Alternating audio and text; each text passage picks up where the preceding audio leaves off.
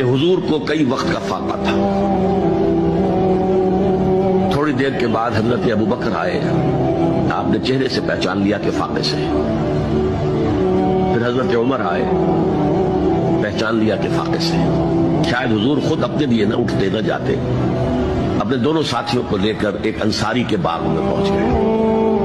انصاری کی عید ہو گئی، فوراً لا کر اس نے کچھ کھجوریں کچھ انگوروں کے گوشے رکھے۔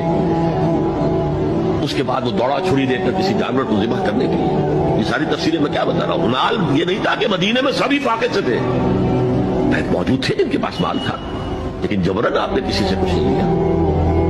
جب وہ چھری لے کر چلا، فرمایا دیکھنا کسی دودھ والے جانور کو نہ ذبح کرنا۔ بہرحال کچھ دیر کے بعد وہ گوشت پکا کر لایا، روٹیاں رکھی۔